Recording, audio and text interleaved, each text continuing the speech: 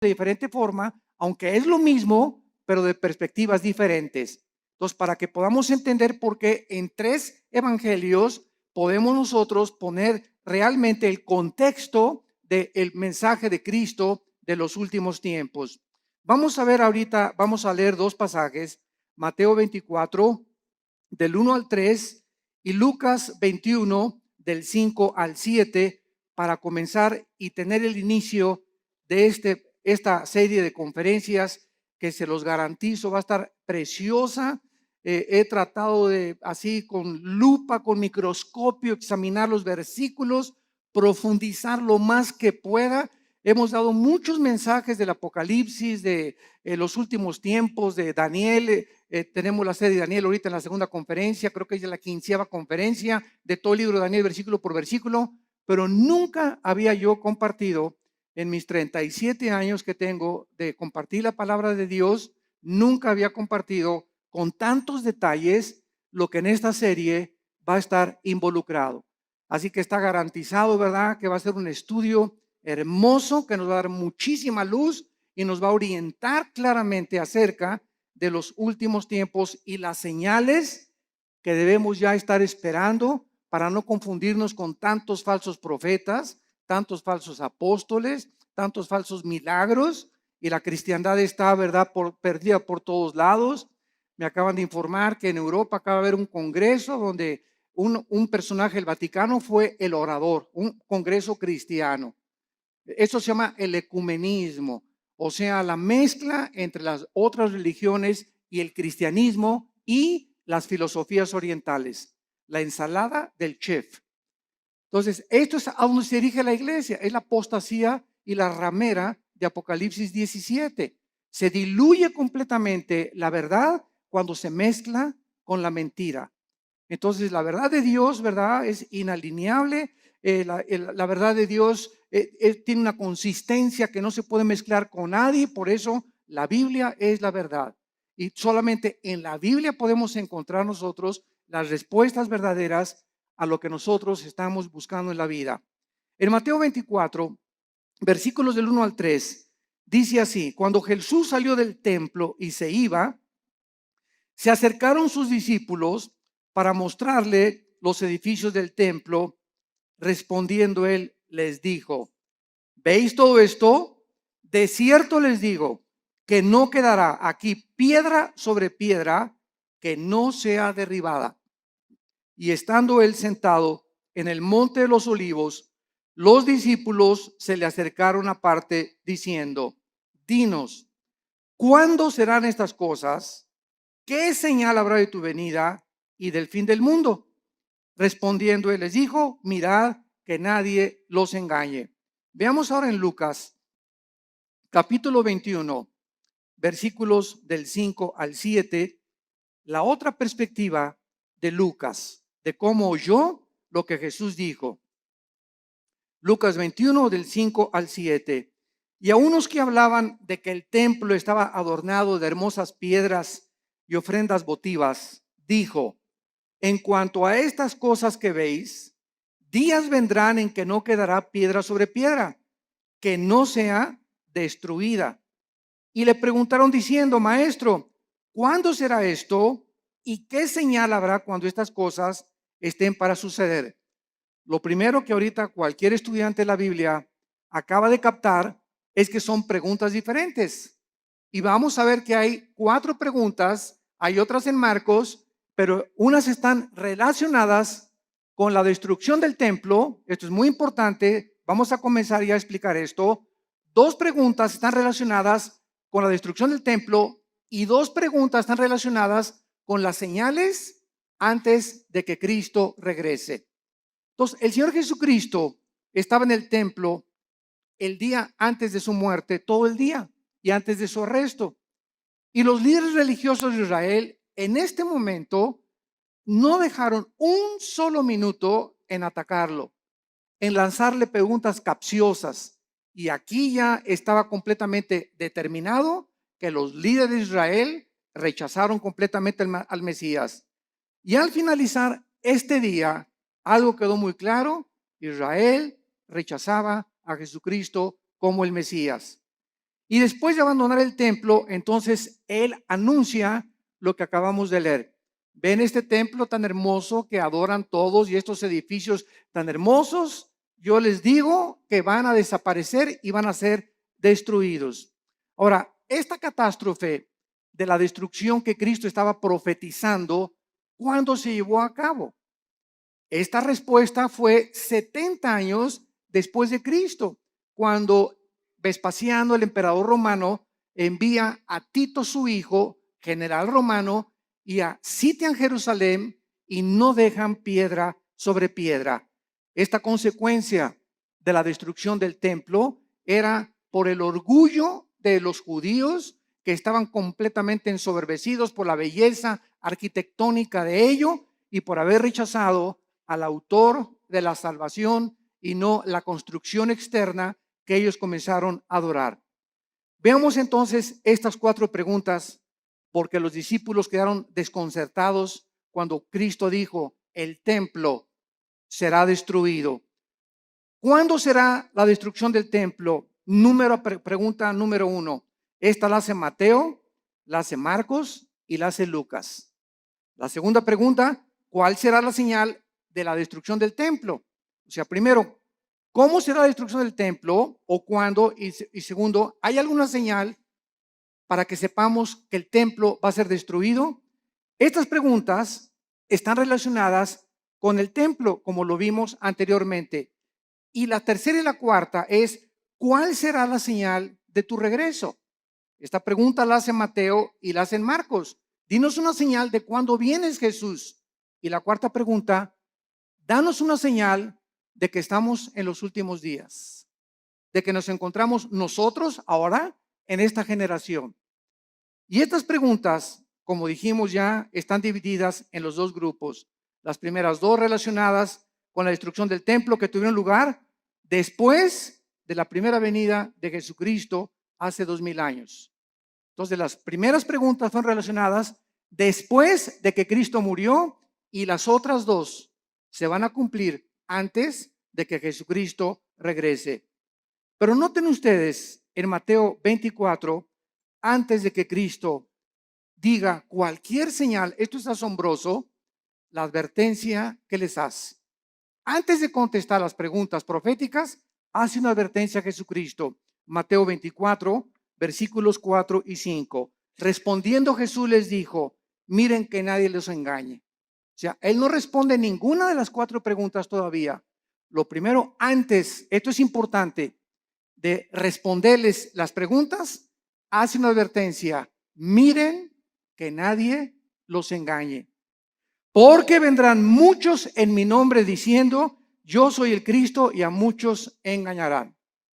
Damas y caballeros, santos de Dios, muchos hemos relacionado esta respuesta de Cristo pues con los falsos profetas que han surgido, ¿verdad? Como Jim Jones y David Koresh y el Dalai Lama y el Maharashi, que fueron falsos profetas. Sin embargo, nos hemos equivocado en ubicar solamente a los falsos mesías y a los falsos cristos dentro del ámbito religioso. Y cuando nosotros conocemos la traducción de la palabra Cristo y Mesías, descubrimos que la palabra Cristo significa el ungido y el Mesías el señalado o escogido por Dios. Entonces, cuando Cristo dice: van a venir muchos en mi nombre engañando a la gente, vemos nosotros la historia principalmente en el siglo XX.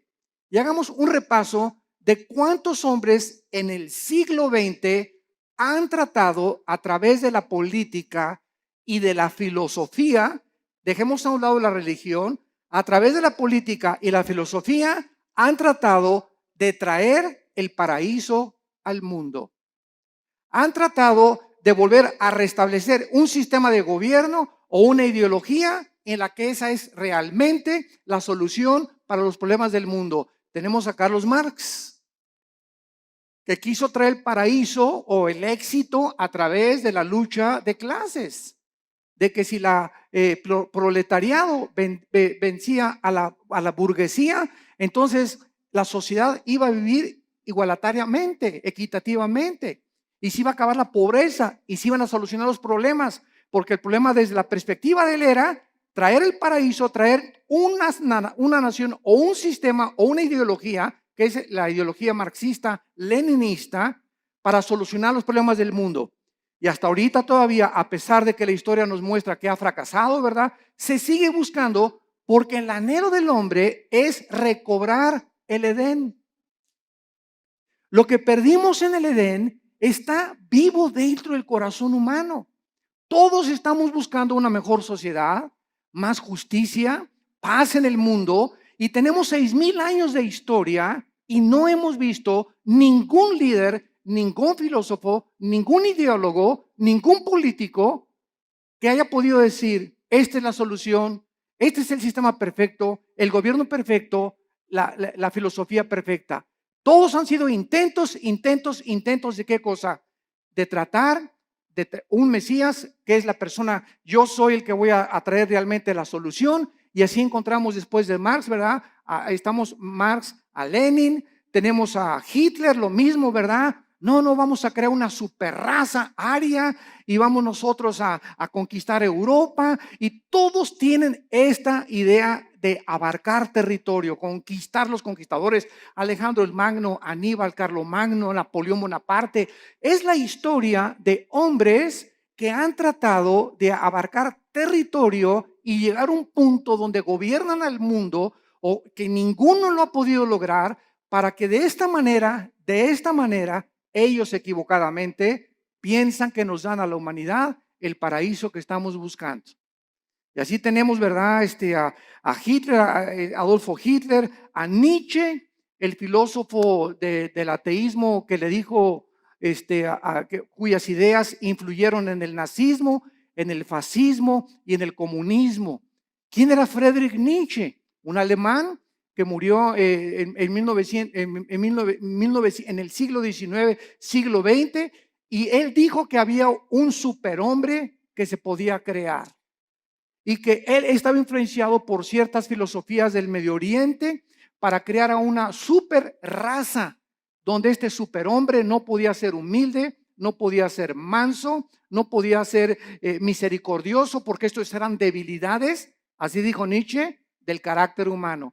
El nuevo hombre tenía que ser fuerte, no debería de llorar, debería ser macho camacho. Y estas ideas son las que Hitler adoptó. Y cuando Hitler leyó a Nietzsche, él quiso crear una super raza y dijo: nos impiden los judíos, los homosexuales y los negros. Y comenzó Hitler a matar a los homosexuales, a los negros y a los judíos. Solamente fueron más de 6 millones de judíos muertos en los hornos de Auschwitz y de toda Alemania. ¿Por qué? Porque quería Hitler traer, ¿qué cosa? El paraíso. Quería traer el Partido Nacional Socialista o el nazismo como respuesta a poder el mundo ser mejor. Y así tenemos también a Muammar Gaddafi, el ex líder y dictador de Libia, que derribó un avión con 250 pasajeros saliendo de Inglaterra, y que tenía un ejército de 20 o 25 guardaespaldas mujeres. Y cuando estaba solo con ellas, las golpeaba, las violaba, las drogaba a todas. Gaddafi se cambiaba 3 veces de ropa al día. En la mañana se vestía de capitán de barco, al mediodía se vestía de árabe y en la noche se vestía de africano. Era un hombre con múltiples personalidades. Era un hombre, ¿verdad?, cruel, sanguinario. Mató a su pueblo, persiguió a su pueblo y murió igual que Hussein, ¿verdad? Como un animal metido en un tubo. Lo sacaron y lo violaron. Cuando lo sacaron del tubo y en la ambulancia le dieron un balazo en la cabeza. ¿Qué quería Gaddafi? Convertir a Libia. Ya no sabía él si era árabe o era africano. Y cuando los árabes lo dejaron por lo loco que estaba, dijo que me voy a hacer africano. Y después quería ser occidental. Y así vemos todos estos dictadores. José Stalin, el dictador de Rusia durante la Segunda Guerra Mundial. Después de la Segunda Guerra Mundial manda a matar a más de 15 millones de personas, incluyendo a su familia, a sus hermanas, a sus papás, a sus primos, porque tenía tal paranoia José Stalin que no podía confiar ni de su mamá. Entonces vemos todos estos hombres en su perfil psicológico trayendo el paraíso al mundo, colocándose como Mesías y síganme a mí y yo soy el papucho de los papuchos. Y así tenemos, ¿verdad? Al Maharishi, también los filósofos orientales, el Maharishi, que cuando los Beatles, el famoso grupo inglés, en los 60, a principios de los 70, viajaron a la India. John Lennon viajó a la India y allá conocieron al Maharishi, las filosofías orientales. Y cuando John Lennon regresó de la India, trajo la marihuana a Inglaterra. Y entonces comenzó a publicar así como si fuera un chiste. Fumamos marihuana. Y en la época de los 60s y los 70s, no, el 80% se calcula de los jóvenes en el mundo, en Europa y en América, le entraron a la Verde y a la Golden de Acapulco, a la marihuana. Era un mundo, ¿verdad?, donde la marihuana era lo más normal en esa época de los 60s o de los 70s. Entonces, ¿por qué? Porque el Maharishi dijo, al llegar a Los Ángeles, Dios está llegando a Los Ángeles. Y él fue el que le dijo a John Lennon, porque John Lennon, una semana antes de que lo asesinaran en su edificio en Nueva York, John Lennon dijo a los periodistas, una semana antes, yo soy más famoso y más grande Mesías que Jesucristo. Y a la semana lo asesina un loco, ¿verdad?, que venía de Hawái, que dijo que oyó unas voces que no entendía por qué. Él nunca había matado a nadie, que le decían las voces, mata a John Lennon. Y fue y lo mató. Vemos nosotros la obra de Satanás, ¿verdad? Y cómo Dios se hizo un lado ante un hombre que lo estaba retando y estaba diciendo que era mayor que su hijo Jesucristo. Y así tenemos a Jim Jones, que se llevó a 900 personas a la Guyana, 1978, junto a Venezuela en la Guyana.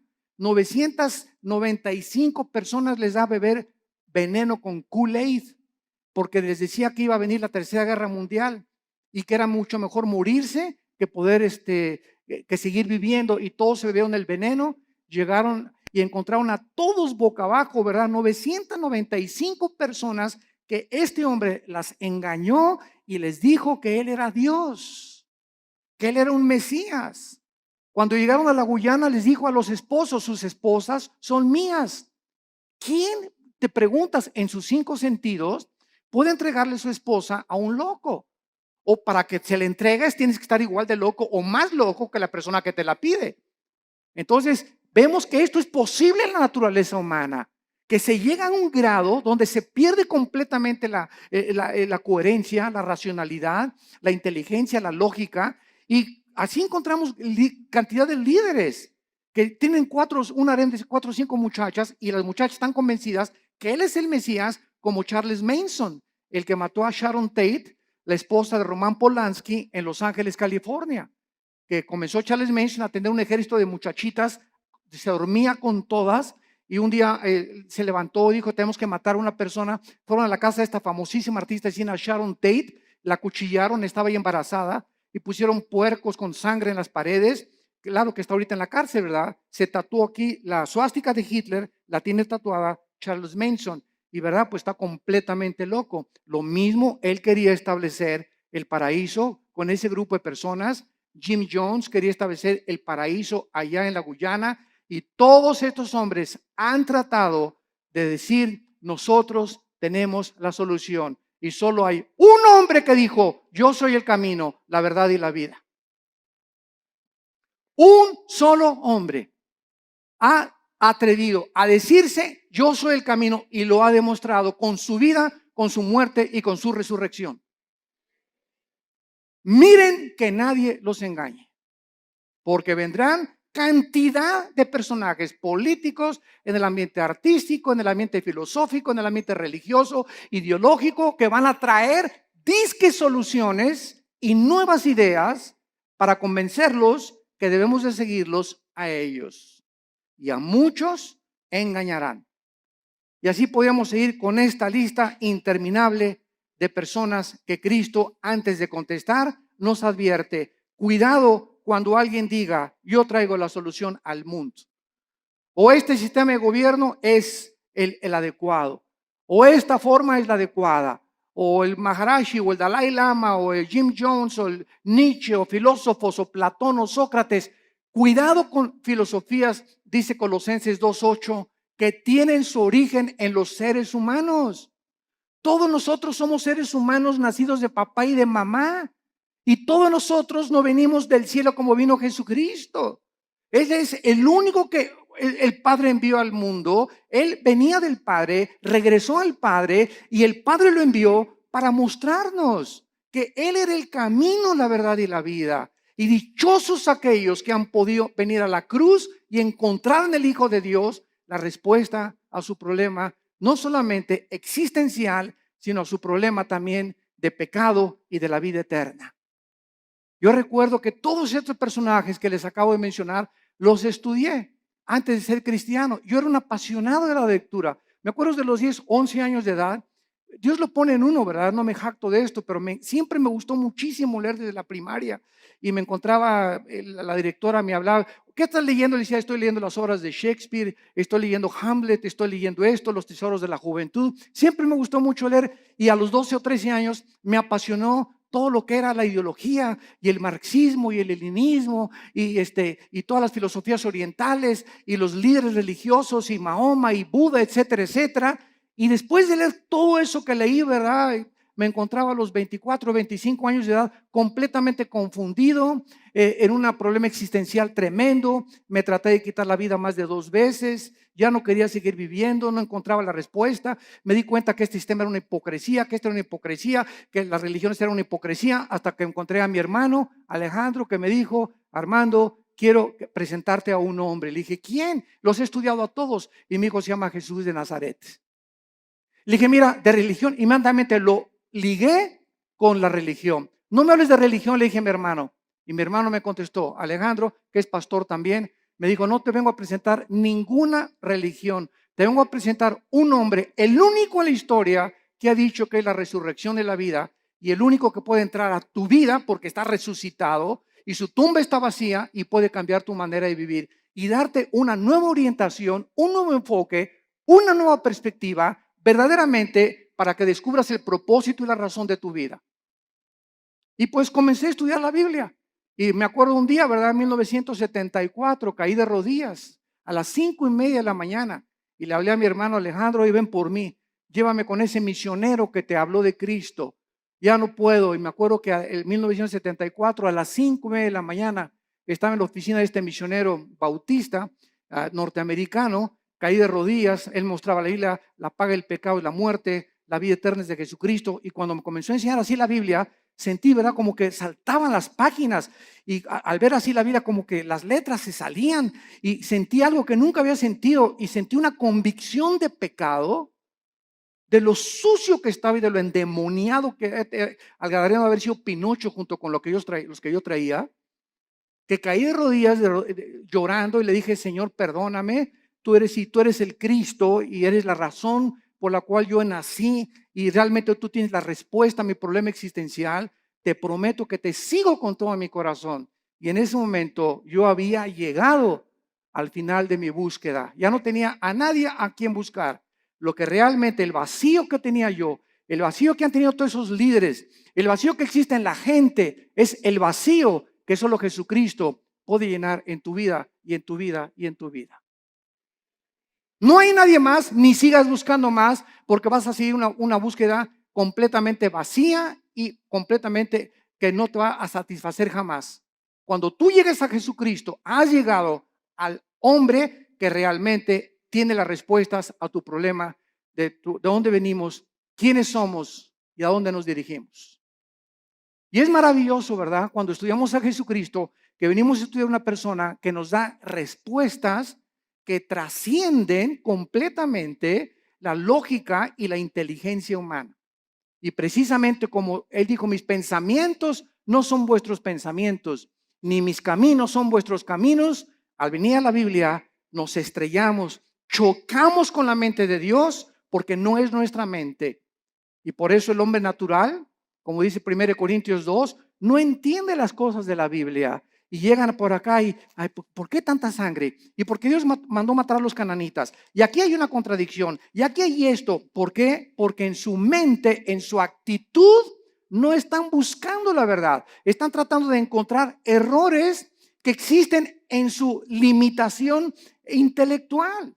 Entonces, el problema no es el problema de Dios. El problema es el problema de nosotros, que somos como caracoles, como garbanzos, como renacuajos comparados con la inmensidad de la mente de Dios. Y que si vamos a comenzar a caminar con Dios, tenemos que caminar de rodillas detrás de Él, de rodillas. No se puede, dicen que la puerta al cielo es una puerta chaparrita, porque solamente entran los que se arrodillan. Pero si quieres entrar parado, te vas a estrellar, porque es la soberbia intelectual del ser humano la que le impide poder encontrar la verdad. Y fue la razón por la cual los líderes de Israel rechazaron a Jesucristo. Este viene a cambiar nuestra religión. Este viene a amenazarnos. Es una amenaza. Tenemos que eliminarlo, porque si no, no podemos nosotros seguir estableciendo el paraíso a través de las religiones. Y las religiones, todas las religiones, conducen a la muerte, porque el cristianismo no es una religión, es una relación personal, viva, dinámica, orgánica con alguien que vive en este momento y que quiere entrar a tu vida.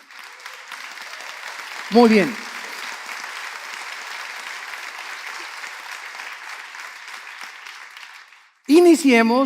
Iniciemos ahora las respuestas a las preguntas 1 y 2, que recordamos están relacionadas con la destrucción del templo. El Señor Jesús no contestó estas primeras dos preguntas en Mateo 24, pero lo hizo claramente en Lucas 21 y en Marcos 13, en cuanto a cuándo sería la destrucción del templo. Y estos pasajes que vamos a leer ahorita son claramente distinguidos de los últimos días. O sea, en respuesta a cuando se iba a destruir el templo, vuelvo a repetir, sucedió antes de que Él regresara y después de su muerte. Las otras dos preguntas tienen su respuesta hasta antes de que Él venga en su segunda venida. Las señales del fin del siglo y las señales del regreso del Hijo de Dios. Vamos a Lucas 21 y veamos otra vez la pregunta de los discípulos. Versículo del 12 al 19. Y vean ustedes la respuesta que da Jesús en Lucas. No la dio en Mateo, la dio en Lucas esta pregunta. Esta respuesta a esta pregunta. Lucas 21 del 12 al 19. Pero antes de todas estas cosas, os echarán mano y os perseguirán y os entregarán a las sinagogas y a las cárceles y seréis llevados ante reyes y ante gobernadores por causa de mi nombre. Y esto será ocasión para dar testimonio.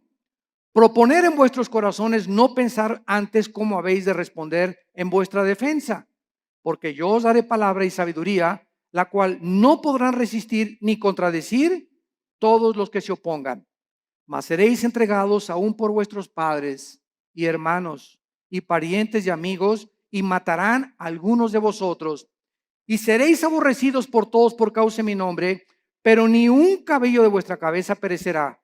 Con vuestra paciencia ganaréis vuestras almas. Muy bien, vemos nosotros que cuando no entendemos qué respuesta está dando Jesucristo, creemos que esto se aplica para nuestra época. Y esta respuesta de Cristo, ¿verdad? Estos versículos describen lo que sucedería antes de la destrucción del templo. O sea, entre la muerte de Cristo y la destrucción del templo pasaron 70 años, porque fue en el año 70 después de Cristo cuando el general Tito, los romanos, arrasaron Jerusalén. Entonces, Cristo está describiendo ahorita lo que iba a suceder inmediatamente después de su muerte y antes de la destrucción del templo. Y les advierte claramente, escuchen esto, abran los oídos, esto es a los judíos, porque fue en Jerusalén y en Samaria donde el evangelio comenzó a propagarse, les advierte de la gran persecución que vendría contra ellos. Nota en el versículo 12 de Lucas 21 la palabra sinagogas. Aquí por esta razón, esta palabra es una clave para descubrir que está hablándoles a los judíos, porque está diciéndoles, los entregarán sus propios hermanos. Los mismos judíos, vamos a verlo más tarde, en el libro de los Hechos, fueron los judíos los que comenzaron a perseguir a los seguidores de Jesucristo. Y veamos nosotros en Marcos 13, versículo 9, Marcos 13:9, pero mirad por vosotros mismos, porque os entregarán a los concilios y en las sinagogas os azotarán. Marcos también responde y les dice a los judíos, usando la palabra concilios, que era un concilio, las cortes de los judíos, los lugares donde los judíos juzgaban a los judíos. Entonces, tanto Marcos como Lucas está diciéndonos, ¿verdad?, que antes de la destrucción del templo, ellos iban a ser perseguidos. Veamos rápidamente esto en el libro de los Hechos. El apóstol Pablo fue llevado ante Félix, el gobernador romano, para ser interrogado. Hechos 23 y Hechos 24. Y después Pablo apeló para ir al César. Hechos 25. Después de la destrucción del templo, los judíos continuaron siendo perseguidos, los judíos, por muchos siglos. Pero miles de judíos se convirtieron a Cristo durante los primeros siglos. Veamos rápidamente algunos ejemplos. Hechos 2:41. Así que los que recibieron su palabra, está hablando de los judíos, fueron bautizados y se añadieron aquel día como 3,000 judíos convertidos inmediatamente después de la resurrección. Capítulo 4, versículo 4 del libro de los Hechos. Pero muchos de los que habían oído la palabra creyeron, y el número de los varones era como 5,000. De 3,000 se agregaron 2,000 más conversiones de los judíos. Capítulo 6, versículo 7. Y crecía la palabra del Señor, y el número de los discípulos se multiplicaba grandemente en Jerusalén, y los sacerdotes, muchos también de ellos, obedecían a la fe. Capítulo 21, versículo 21 del mismo libro de los Hechos. Y dice así: cuando ellos lo oyeron, glorificaron a Dios y le dijeron: ya ves, hermano, cuántos millares de judíos hay que han creído y todos son celosos por la ley. Pero al mismo tiempo que miles de judíos se convirtieron, fueron también los mismos judíos los que comenzaron a perseguirles a ellos. Y amados santos de Dios, sucede lo mismo dentro del cristianismo. Los ataques más grandes que tenemos en la iglesia cristiana son de muchos que se dicen nuestros hermanos en la fe. Qué triste, ¿verdad? Yo ya llegó un momento, ¿verdad?, que ya ni me meto a ver todas las cosas que sacan en internet, que un hermano atacó a otro y que este cantante le dijeron esto y que por aquí, por allá, y dando un espectáculo al mundo horrible, ¿verdad? Porque esto no debe de ser. La ropa sucia se lava en casa y la regla es entre nosotros. ¿Tienes algo contra ese cantante? ¿Tienes algo contra ese pastor? No lo ventanees. ¿Por qué? Porque damos mal testimonio al mundo. Ve con ese hermano o mándale un correo a ese hermano y dile: yo no estoy de acuerdo con esto y con esto por usted. Dígame si a lo mejor yo estoy equivocado. Porque muchas veces nos erigimos como jueces y como dueños absolutos de la verdad. No, y lo que tú declaraste, ¿verdad? Dice: ok, pues demuéstramelo con la Biblia. Y si me lo demuestras con la Biblia, lo acepto humildemente. Porque no hay un solo hombre más que Jesucristo. No ha existido nadie que sea perfecto, ni que tenga todo el horizonte de la verdad en posesión de él. Jeremías conocía algo de la verdad, Isaías otra cosa, Habacuc otra cosa, Zacarías otra cosa, Malaquías otra cosa, Lucas vio las cosas diferentes, pero todos teníamos o tenemos, ¿verdad?, la misma consistencia de la verdad y las mismas verdades esenciales, pero vistas de otras maneras. Hay hermanos nuestros que dicen, ¿verdad?, tú vas a su iglesia que necesitas hablar en lengua, si no, no tienes al Espíritu Santo. Así están viendo ellos algunos versículos que así les han enseñado y ellos no se han puesto a ver la verdad. Ves a otra iglesia de otra denominación y te dicen pues que el bautismo es a los niños y que de chiquitos los puedes bautizar por aspersión. Así ellos ven el bautismo. Otros no, ¿verdad? No, tienes que someterte debajo del agua para realmente ser bautizado conforme a la Biblia. Otras iglesias creen que los cristianos pueden tener demonios. Otros dicen que un cristiano no puede tener demonios. Todas estas cosas no son esenciales. No, o sea, el día que estemos en el cielo, me voy a encontrar un hermano que me dijo que yo que tenía que hablar en lenguas y va a estar conmigo en el cielo. Me voy a encontrar a los hermanos que creían que tenía demonios y a los que no creían que tenía demonios. Me voy a encontrar en el cielo a los que dijeron que el bautismo del Espíritu Santo es una experiencia subsecuente a la conversión, que después de que te conviertes necesitas el bautismo del Espíritu Santo. Aunque yo no creo eso, ¿verdad? Hay muchos que lo creen, pero me los voy a encontrar en el cielo. ¿Por qué? Porque eso no es lo que nos va a salvar. Lo que nos salva es la sangre de Jesucristo. La salvación por la gracia de Dios y que sin ninguna obra de la ley recibimos nosotros el perdón de pecados. Mientras tú creas estas verdades esenciales, estas demás cosas en las que estamos peleándonos, ¿verdad? No son esenciales. Y es importante que todos tengamos otra perspectiva, porque así la tenían los discípulos. Pedro y Juan le dijeron un día a Cristo que caiga fuego del cielo y vamos a matar a estos infelices, ¿verdad? Los hijos del trueno, los hijos del Zebedeo les llamaron. Los otros discípulos no eran así. Pedro era arrebatado y Pedro era esto. Juan era todo lo contrario, todo calmado, todo tranquilo, retratado siempre en el pecho de Jesucristo, etcétera, etcétera. Tomás el Dídimo era agnóstico, ¿verdad? Y todo lo dudaba, pero ninguna de estas cosas les impidió que pudieran concentrarse, puestos los ojos en lo que es más importante, en Jesús, el autor y el consumador de nuestra fe. Muy bien. Y vemos ahora la otra pregunta en esta misma cuestionamiento que le hacen a Cristo. Ahora, ¿cuál será la señal de la destrucción del templo? Ya contestamos, ¿cuándo será? Cristo está diciendo, antes de que el templo se destruya, pasará esto y esto y esto y esto. Los van a perseguir, los van a echar de las sinagogas, los van a juzgar sus propios hermanos. Y ahora les voy a decir, ¿cuándo será esta señal? La historia nos confirma, esto es asombroso. La historia nos confirma que la Biblia es la palabra inspirada por Dios. Las profecías lo confirman, la genética lo confirma, la geografía lo confirma, la arqueología lo confirma, la antropología, la física, la química, la literatura y cualquier rama o cualquier disciplina que tú puedas estudiar confirma la veracidad y autenticidad de la inspiración del libro que tenemos estudiando en esta mañana. El levantamiento de los judíos contra los romanos ocurrió en el año 66 después de Cristo. Apúntalo.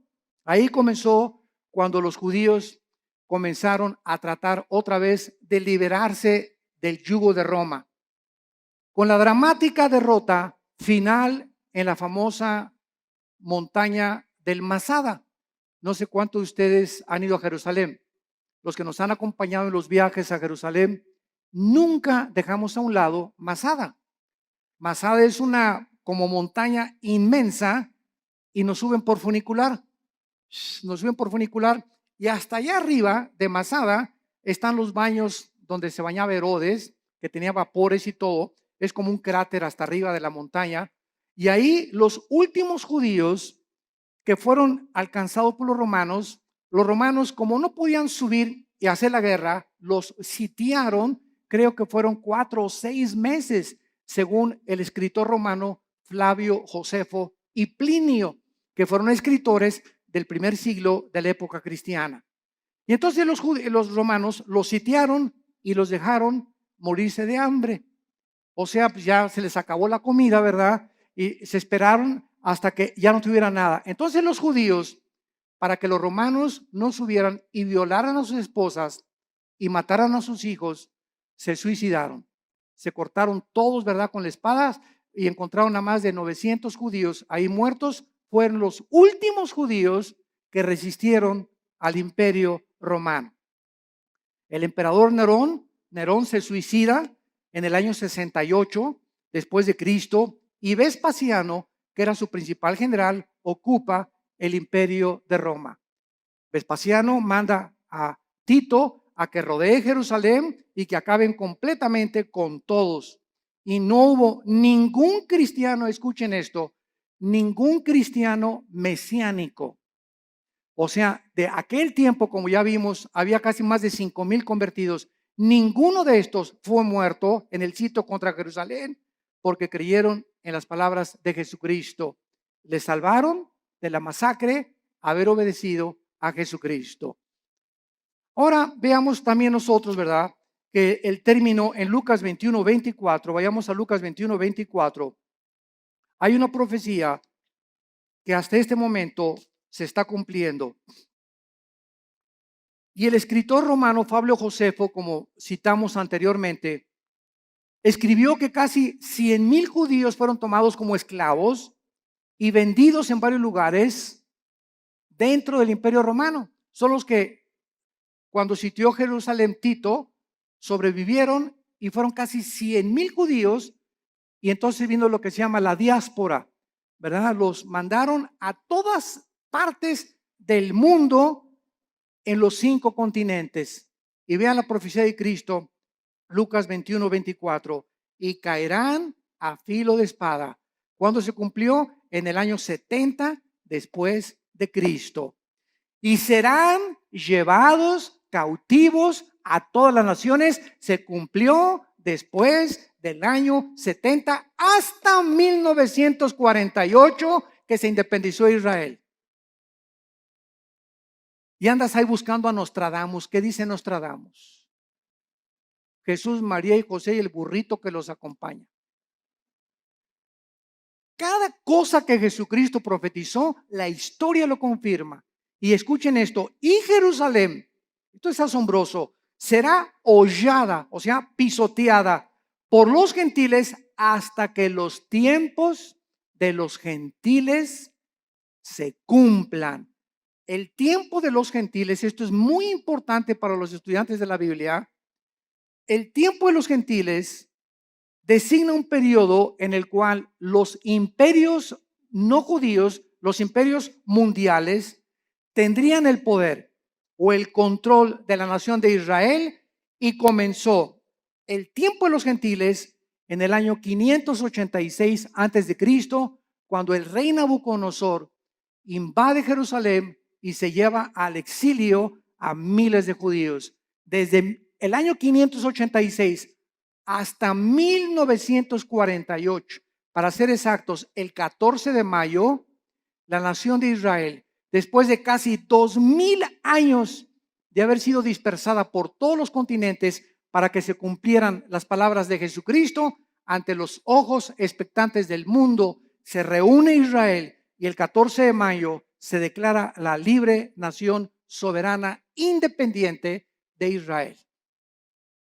Ninguna otra nación en el estudio de la sociología, en el estudio de la historia, en el estudio de la antropología del ser humano, en ninguna otra nación, ni tribu, ni lengua en la historia del mundo sucedió lo que sucedió con la nación de Israel.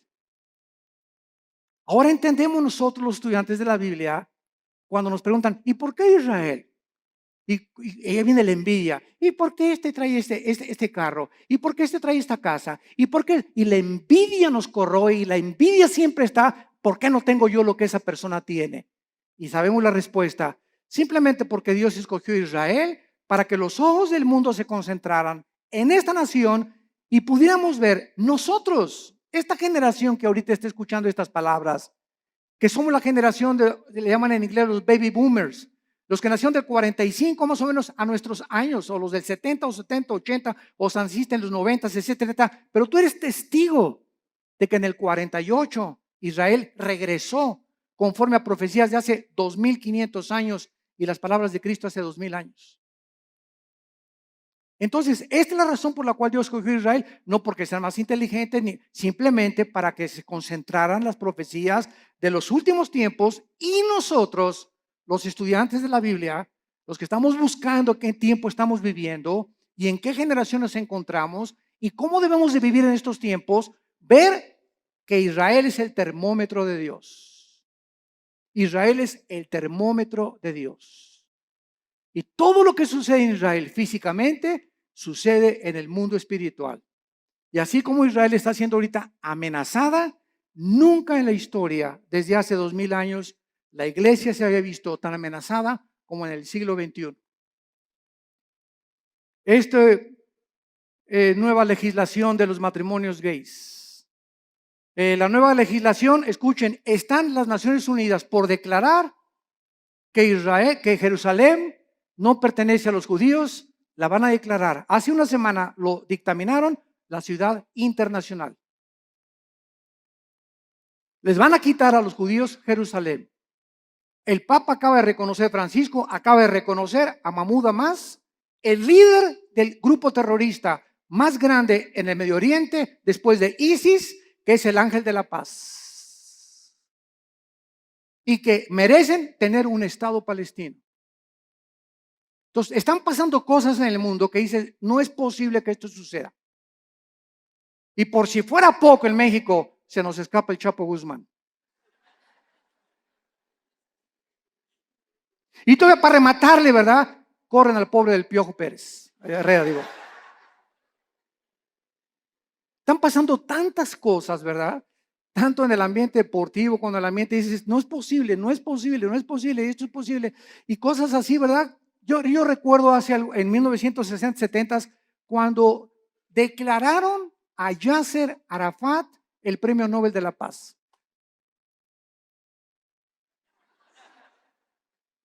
¿Cómo es posible que al más grande líder terrorista, que en 1972 mató a más de 15 atletas judíos en Berlín, en las Olimpiadas en Múnich, en Berlín, en Alemania, ¿cómo es posible que lo hayan declarado el Premio Nobel de la Paz?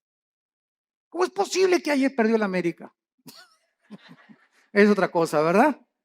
Después nos peleamos por eso. Bueno, vemos entonces claramente que Jesucristo está hablando claramente y ahora va a contestar las preguntas 3 y 4.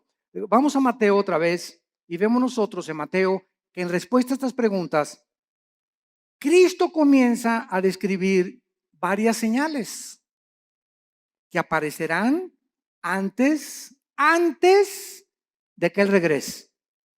Como guerras a gran escala, pestes, hambres, terremotos, martirio de creyentes, falsos profetas, odio y poco amor entre los cristianos. Mateo 24, versículos del 4 en adelante.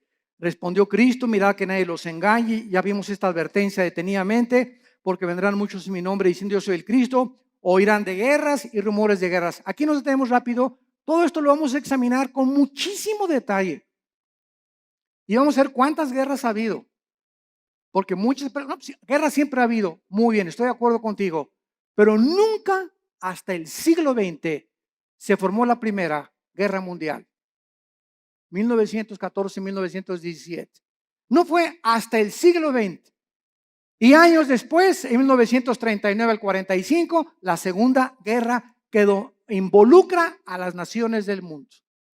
Y de la Segunda Guerra Mundial a nuestros días, que se formó la famosa Naciones Unidas para tratar de impedir bombas atómicas como las que soltaron en Hiroshima y en Nagasaki en 1945, ha habido más de 350 revoluciones y golpes de Estado. Y ahorita el mundo se encuentra al borde de una guerra nuclear.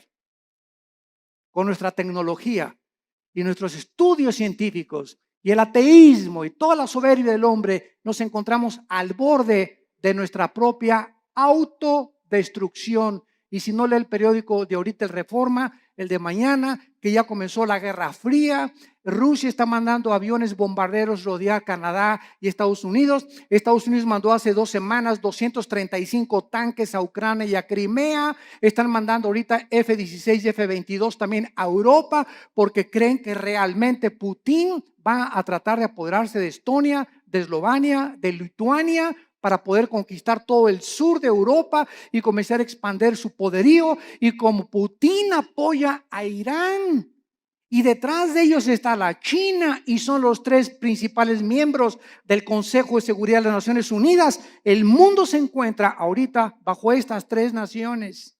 Estados Unidos es un cero a la izquierda ya completamente. Europa no puede intervenir porque el gas de Rusia, que provee el 65% a Europa, dependen del gas, dependen del petróleo del Medio Oriente. Y en el Medio Oriente, Irán, Rusia y China se encuentra ahorita la amenaza contra el mundo occidental, Europa y las Américas.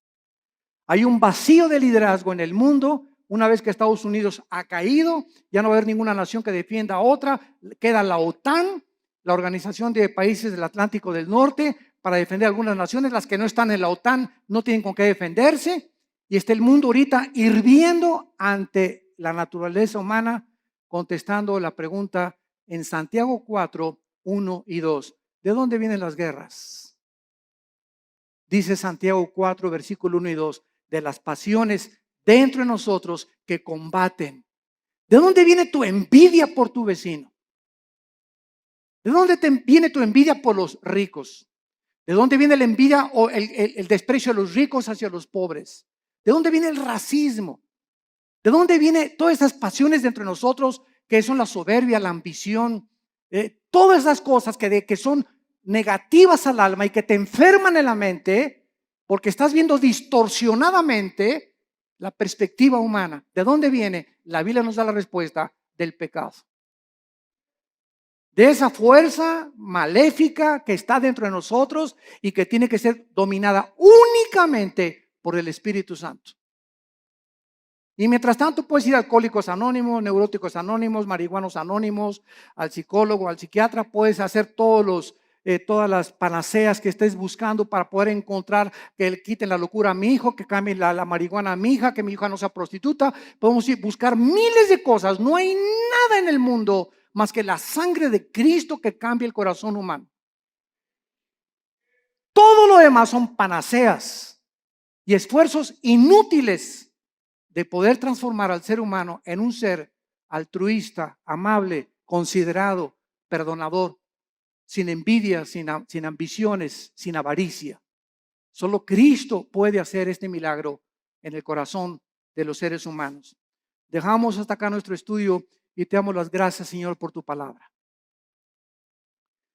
Te damos las gracias, Señor, por haber delineado con siglos de anticipación el panorama profético internacional delante de nuestros ojos, para que hagamos y pongamos atención a la palabra profética más segura, a la cual haríamos bien en Feeling right, hop in my shoes, run into the day, sparkles in the air, come and play.